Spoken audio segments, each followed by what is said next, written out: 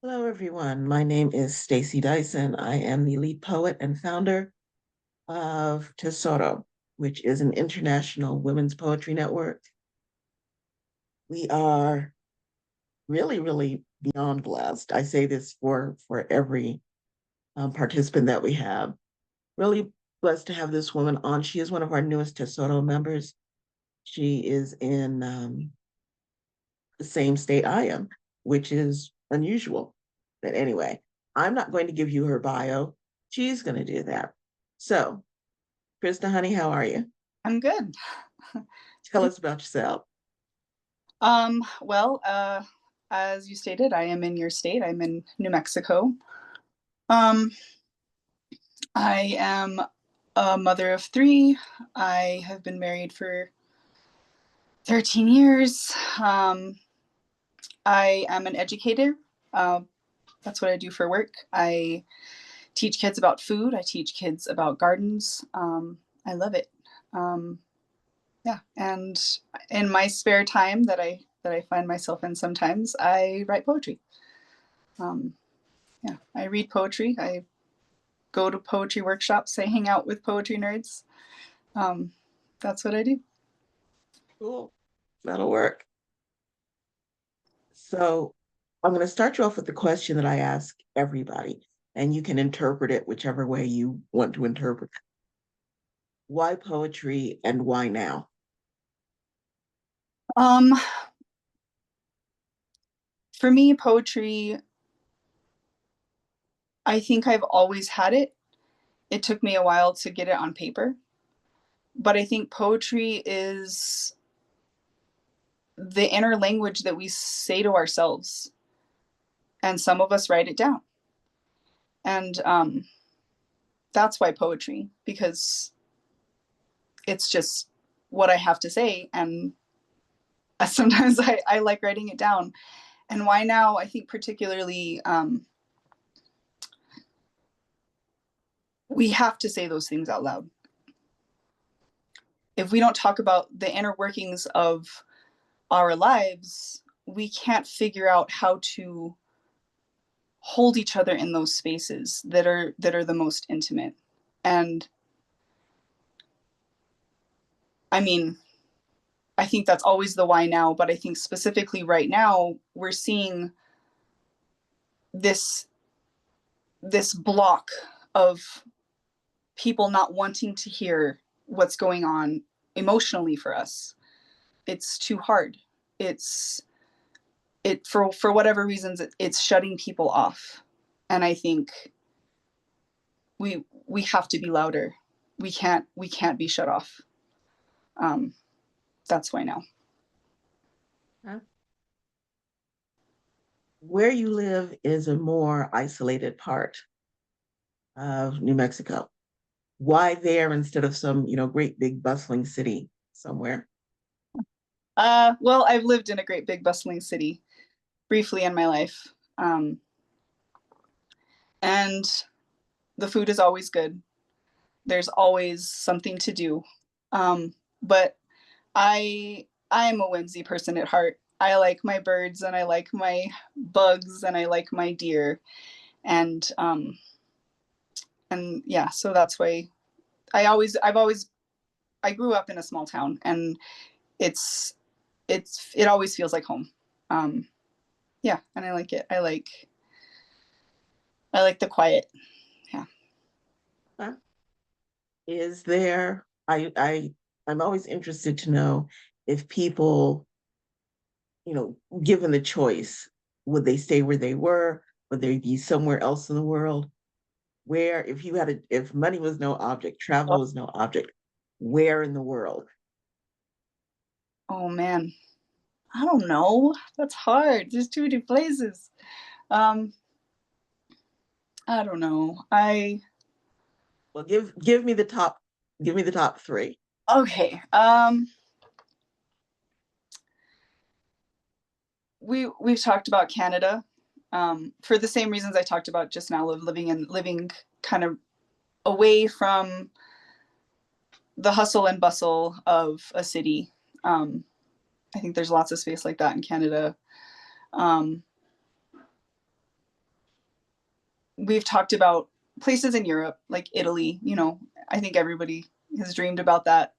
Just for, I'm a big food person. So like the food alone, if I could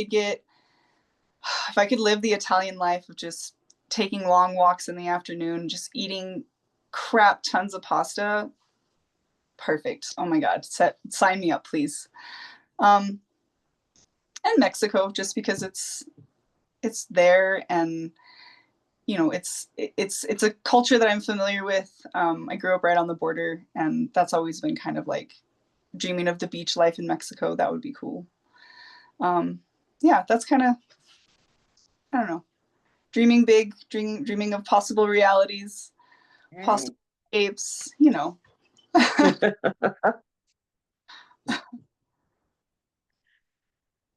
What what started you writing poetry? Was there anything in particular, or you just woke up one morning and there um, was too much inside that needed to be expressed? What?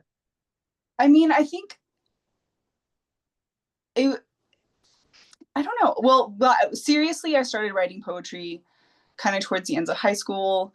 Um, I had just moved to Silver City, New Mexico, away from my mom's house, and I was a senior, and I was trying to make friends. So I went to this youth center, and one of the things that they were doing was slam poetry, and so I really latched onto that. Like that felt like that was. It's. I don't know if you've ever done slam poetry, but it's really cathartic, right? Like getting on stage in this, and it's, you know, like a competition, and it's kind of like, you know, you get to kind of like have that playfulness, and like um and really get it out. Like there's like, it's supposed to be big, it's supposed to be performative, and that feels really good.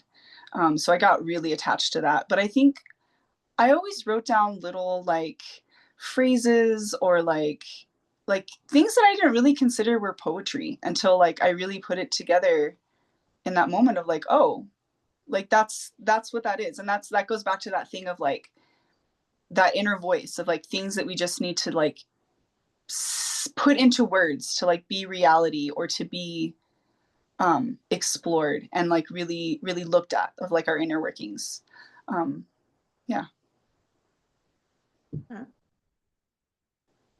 As far as poetry and as far as being a poet, what's the big plan? What's the end game, or do you have one? um I would like to put together a book. I haven't had the opportunity to do that yet, and I haven't done anything serious towards it, but I think that would be nice to have to be published. But mostly, I think for me, poetry has always been a way to connect with other people, and um, in a way that like it provides a vulnerability that is raw and uncensored, and like maybe a little rough. Like people get to say things on stage that they're afraid to say to somebody's face. Like there's that joke in like the slam world of like, don't date a poet, because like if you get dumped, like the whole world's gonna know about it, and they're gonna like everybody's gonna know about it, and it's gonna be a dope ass poem. And yeah, so you know, it's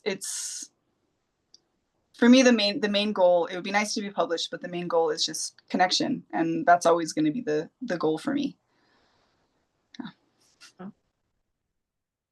So you get an invitation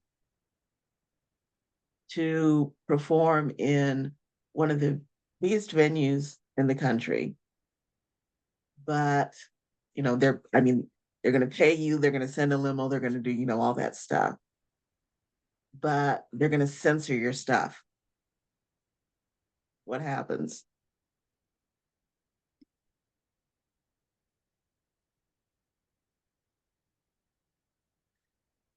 I mm, I don't know that I obviously I'm not in that situation. This is a hypothetical, but I would have a difficult time agreeing to that. One, because I think the things that I would be reading would be boring. For one, it would be about gardening and food and haikus about ants. Like, you know, it would be boring shit. um so there's that, but it's also yeah, I don't like that. Because why are you inviting me? Like you sat through, I mean, you've sat through one of my sets, you I know. mean, I didn't say I was running the venue. I, yeah, I'm, no, I'm, but I'm not, I'm I, not there I yet. I'm working on it, on but if I can't read those poems on stage, what's the point? Why are you hiring me? You know? well, I mean, I asked the question because, there are people that I've worked with in the past who have said it doesn't matter how you get the word out as long as you get the word out. And if that means, cuts to what it is that you're doing or, filtering, censoring, whatever, it's not that big a deal. You can always do it somewhere else. So That's I'm go ahead. no, no, I totally, yeah, I can respect that point of view of like, um, yeah, as long as you can get your voice out, I think that's really important.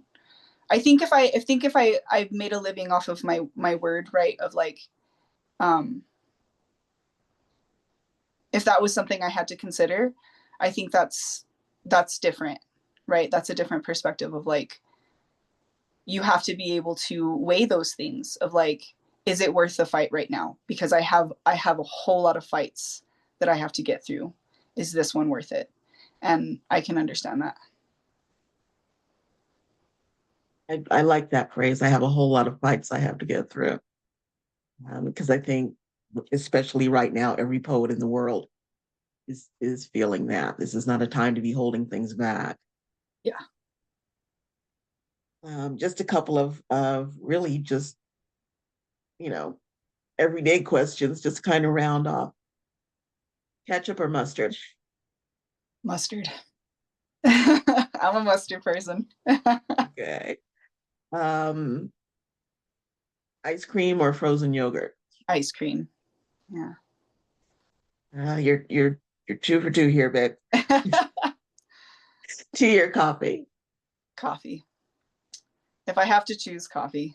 Yeah. Ugh, they said three for three. We might have to completely reconsider our relationship here. Tell me the idea of perfection for you, performance wise. Perfect, perfect setting, perfect stage, perfect. What does Mm. that look like for you? Oh man. Um, I think always had the most fun and heard some of the wildest poetry just out of like hanging out with poets after a show, and maybe people have had a little to drink and people just kind of start freestyling and it's a round robin, and like that I love that. I love that little intimate like gathering of poets showing off to other poets, because I don't nobody appreciates a poem like another poet. I mean, you know what I mean? Um, yeah. So That'll work. Um, so the next 30 minutes belong to you. oh boy. So go ahead and rock the mic, Alrighty. I do have a husband and children and animals in the background, so um, forgive any noise that filters through. But here we go. Um, this one has no title. Must be such frustrated things. I wonder if they have insomnia. If they wake at early hours of the morning, watching the sky, wondering if I have insomnia too. How we mimic each other, waddling through the wind, out of breath from being so round and busy, always busy with bees like midwives, or are ladybugs more like midwives?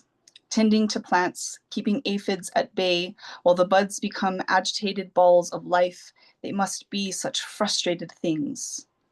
Flowers. Waiting all this time just to die a little, to burst and bloom, to be finished with growing.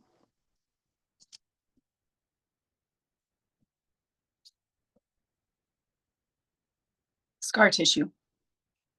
The sting comes again, a rush of prickles along my spine, holding me in place. Cat claw. a paralysis of pain, scar tissue does not stretch. The limitations of the body came for me early. I'm reminded every time I try to lift my foot or point my toes or hold my child to dance, to walk, to touch dirt, or make love, I know to write from the scar, not the wound. But scar tissue does not stretch. I know that when the pain of living becomes too much, I will be ready to go, to kiss myself on the forehead and tuck into a bed of a winter's rest, a garden of thorns too tired to continue. The reaper will meet me comfortable with tea and some cookies.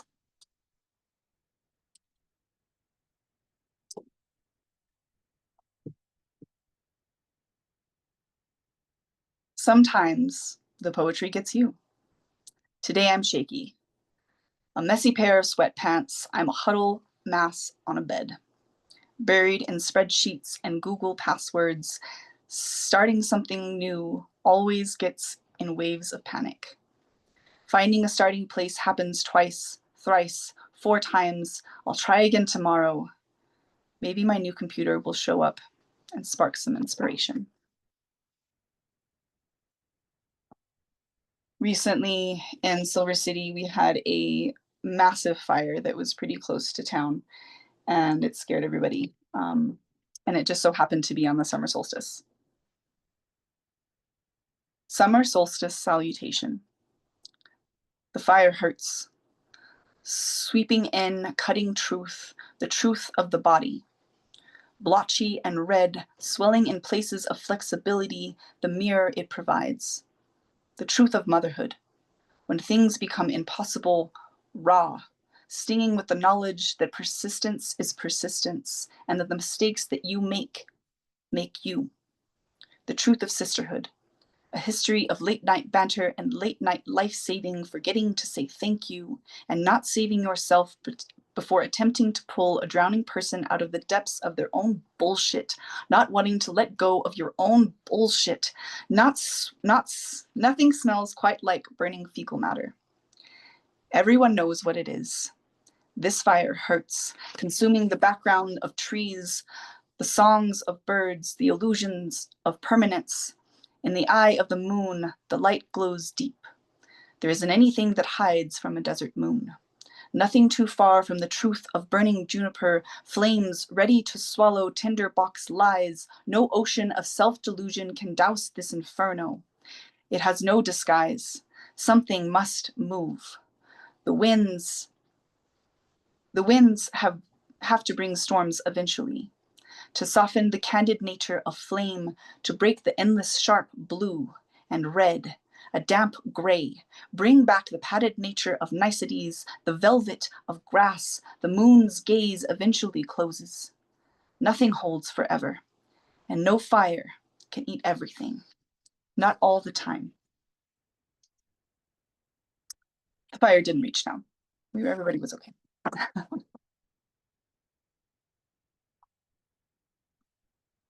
Stone or stick? I wish for you grief, to understand the waves of loss that cannot be remedied by a life jacket. I hope you drown in it. Gasp for air that does not come, the brine of tears so deep you cannot feel the sand, even on tiptoes. I wish for you panic, the clarity of inevitability, a gaping maw of helplessness. Be consumed. Feel the finality of your body. Understand that strength is temporary. Independence is illusion. The ocean does not care for will. It only knows chemistry and the slow, sure act of passive diffusion. Add your salt. Cry your thunderstorms. The ocean will keep on rocking. I wish for you surrender. The calm hush after a screaming fit, bathed in sweat.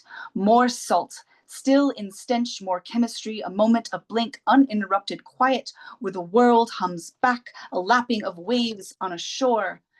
Hear the break. You are broken. Now swim.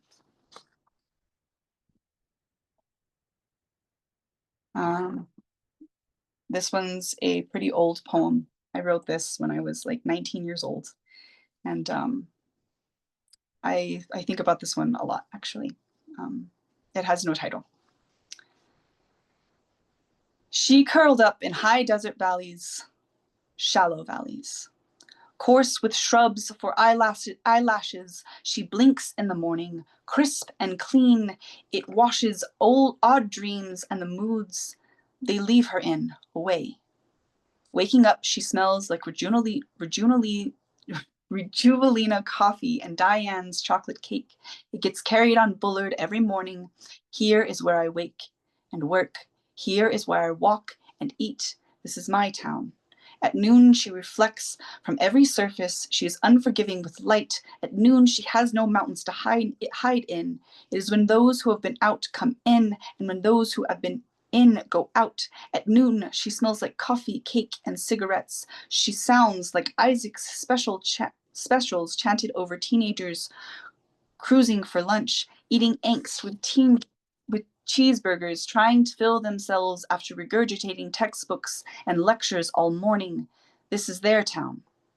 Here is where I shop.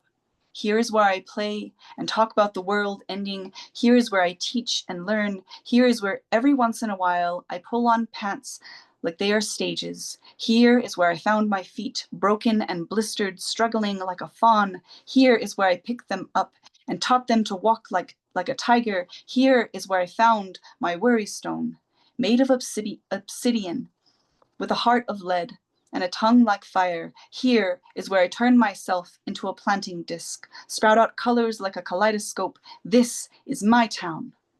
At night, she sounds like hippies and old pickup trucks and smells like Rejuvelina coffee and Diane's chocolate cake. Here is where I say goodnight. Here is where I sleep.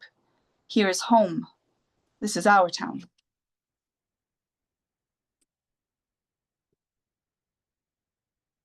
I often talk about motherhood as though it is it's a rebirth, but in order to be rebirthed, you kind of have to die. So this is called Lazarus or Messiah. I found myself in the closet today, among wedding shoes, crushed birthday hats, and roller skates. I wept at the stone of its door, a place of mourning, a feeling I was too late, too scared, too righteous. I called for myself to come out, to strip away the linens of my passing, tulle and old t-shirts, baby clothes and belly wraps. These things bound my life in work, a thing that never ended or changed. I have no sisters to call for me or for me to call to. If I did, would they be mine? Am I dead or eternal? To rise, to release, to be free from stagnation, to believe is to know. So I call again, come out.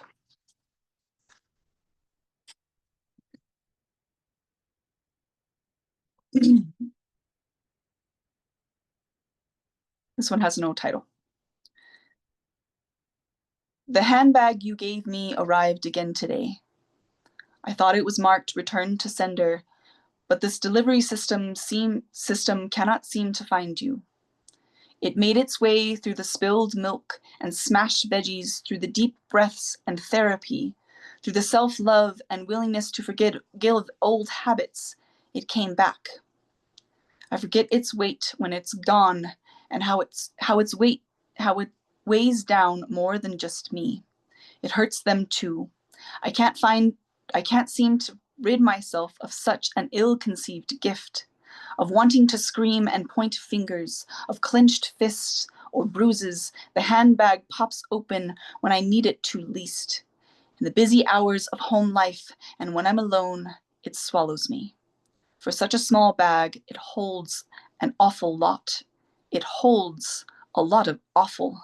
Drowning in its contents, I find images of myself. They are not mirrors, but old pictures. Pictures of women tangled in things they cannot escape, of addictions and rage fits, screaming matches, and absentee partners. I learn how I am not them. I learn how to stop being afraid of a gift I cannot get rid of. I learn not to put it down or give it away to someone else. It's mine.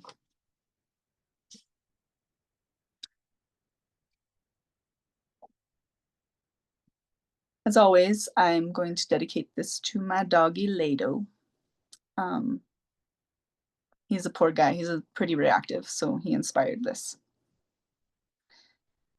Let that dog go.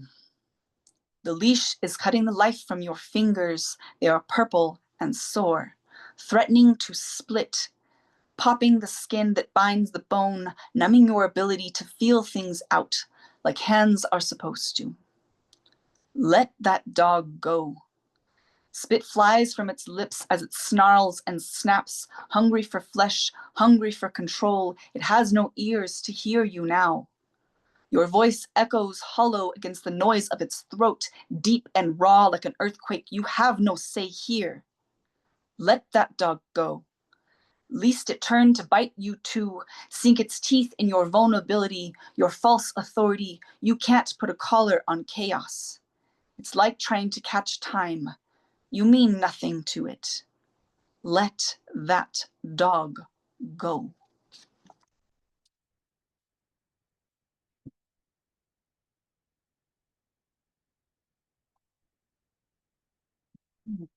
What time is it?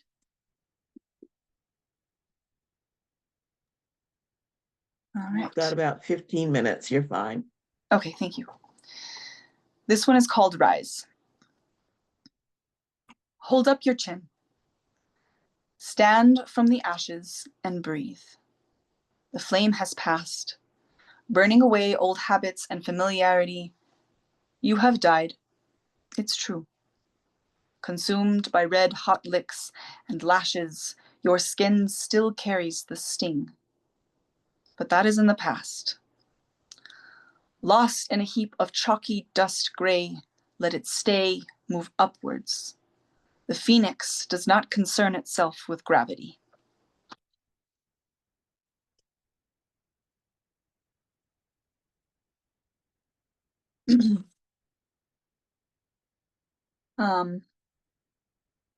This one is called Seated Bones.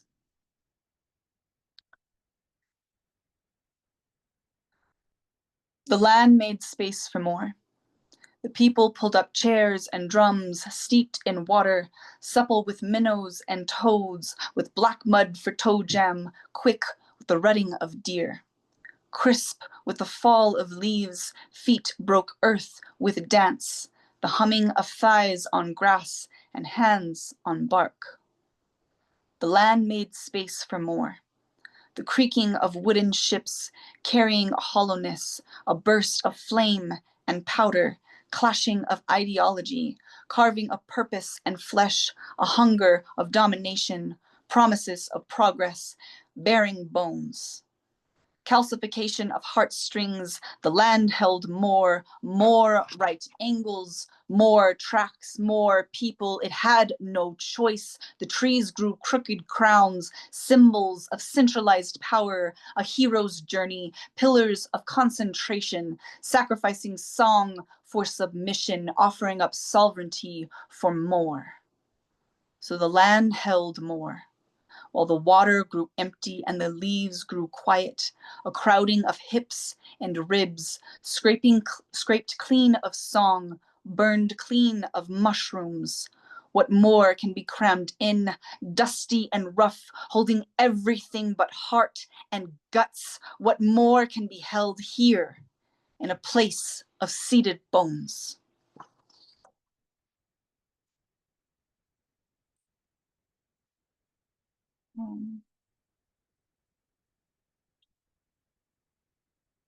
Well,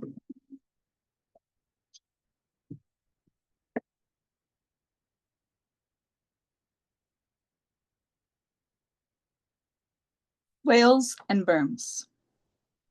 I found my knuckles again, cracked around the handle of a shovel. Thud, swish, thud, swish. My thoughts fill up buckets, poured from mounds, chunky from years of dehydration. Have they always been so heavy, so coarse in the seams of my shoes? Thud, swish, thud, Swish. More grains hit plastic. In the background, curled-billed thrushes sing, calling on each other to gather, witnessing the ebb and flow of work, the ups and downs, the desolation of so much has happened so fast. Sand on hills.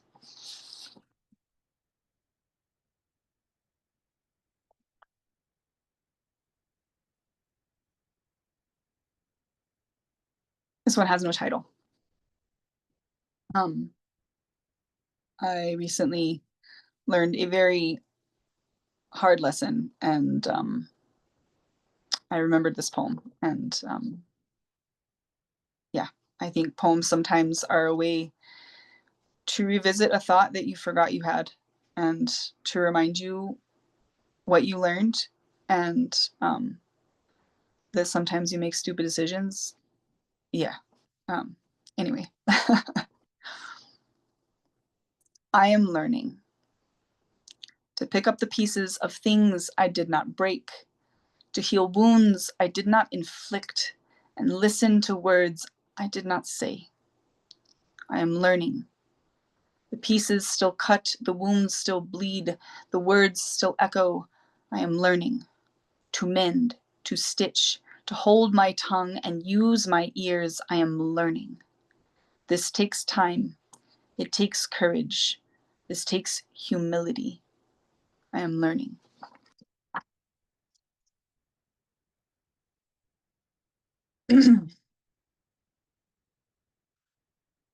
Crooked tree, how you do mimic me. Twisted roots like worn out boots stumbling along the path. Crooked tree, how you do mock me, folding limbs against the sky, a faint charade of a try to bend toward the light bath. Crooked tree, how you do teach me, leaves in the breeze, growing upward, it seems with ease, letting go of useless wrath.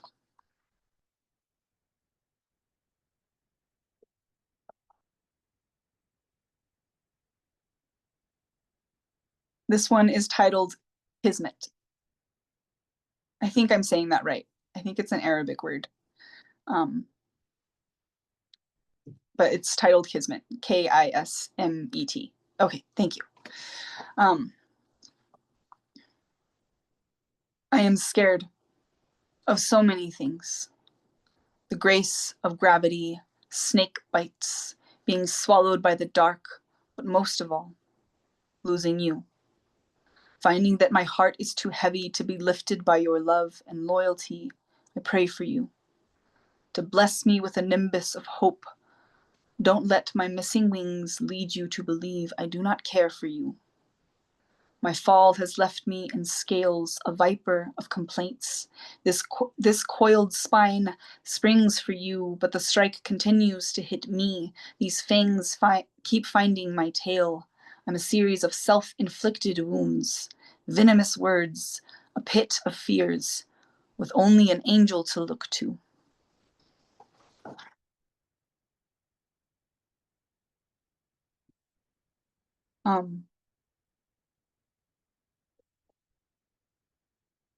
I think that's what I was going to introduce this, but I think it speaks for itself. The title is Seeds of Surrender and the Hands That Plant Them. To the toes that hurt in the morning, curled and stiff, cracking on tile floors, I say thank you. To the curtains unable to hold back sunlight, I say thank you. To the dog that shakes the bedroom awake, grunting and sneezing, scratching out sleep, thank you. To the husband who brews the coffee, prepares the breakfast, and feeds the cats, I say thank you. The same man who called his mothers and brother while I lay in the back of his truck, broken and tired, who wept oceans across airwaves while his children sprung from the storms, thank you. To the mothers and brother who said yes, giving no hesitation, to the sister-in-law who filled out the registration papers and cooked dinner after dinner, thank you. For the mothers who met us at the gate and held my rainbow tie-dye walker as I unfolded out of the car, sweaty and out of pain meds. For the magicians who did their best to heal me with touch. To the mother whose eyes filled with tears as my leg filled with fluid. To the mother who kept forgetting her keys but never my dignity or hers. Who understands loss of self. The mother who hid the pills when the pain persisted. When I wilted like so many flowers in August, ready to tuck in for the longest of winter's sleeps. Thank you. Thank you for keeping the seeds I could not see. To the friends who I no longer speak to, thank you.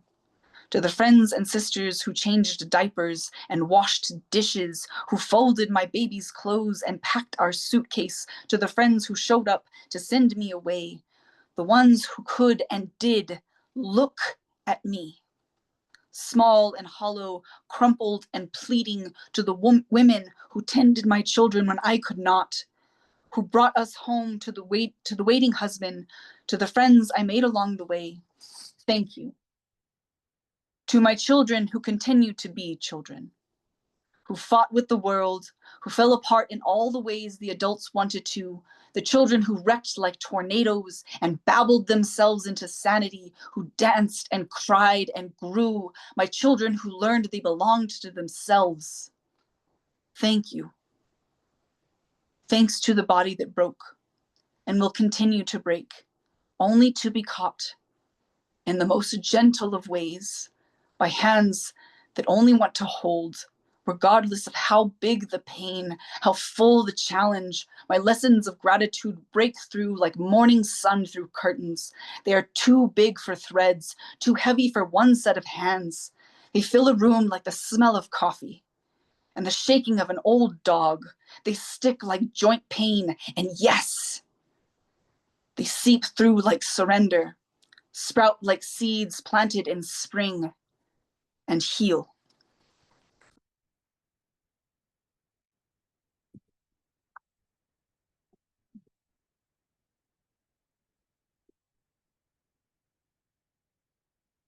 All right.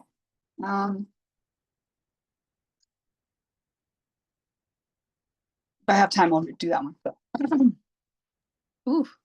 Got about 4 minutes. All right. This one has no title. Work it dead. Work it until it's old and broken, until it's rusty and no longer works for shit. Drive that thing into the ground. Twist it. Shake it. Let it spill, overflow, overgrow, over the threshold, then chop it down. Work it to its frame and dismantle it, rebuild it, shape it anew, shape a new thing using it, create with it, give it purpose, make it give a shit, make you give a shit, own it, love it, make it you and stew with it. Turn it inside out, call its mother. Make it remember the time you walked barefoot to your boyfriend's house, half drunk and all frisky. Bring it up during dinner when the mood has become stale.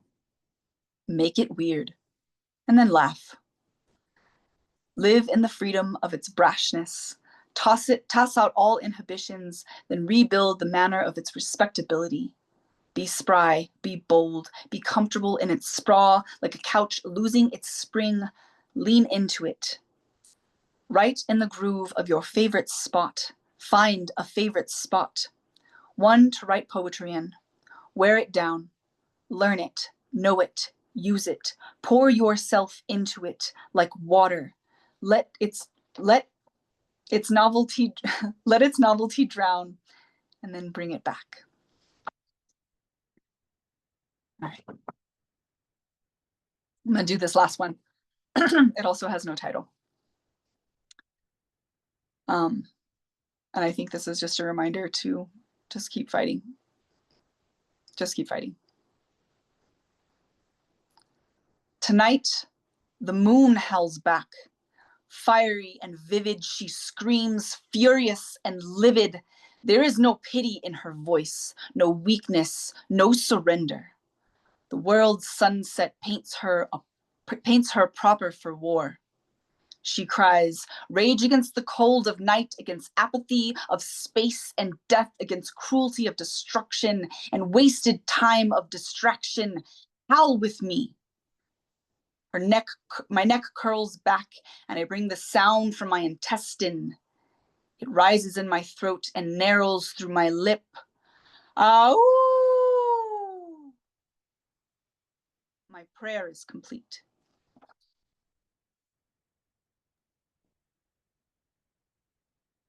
Loved every single minute of that. Y'all open up your mics, throw this lady some roses. That was fantastic, honey. I absolutely loved it. Let's go, Krista! Yes! Yes. I don't know why my camera's not working. Anyways, I loved it. I've been missing hearing you. I'm so glad you're being featured today. Glad to be here. Thank you. Nice read. Very nice read. Thank you. So that was absolutely lovely. Anytime the people who are watching this on YouTube want to see more of this lady, you can find her down in Silver City, causing trouble, which is what all Tesoro women do. This will probably be, maybe there'll be another one, but this will probably be our last Aperitif concert for this season. You'll see us again in January. In the meantime, whatever it is y'all are doing, keep doing it, and we will see you somewhere around the way. Love you guys.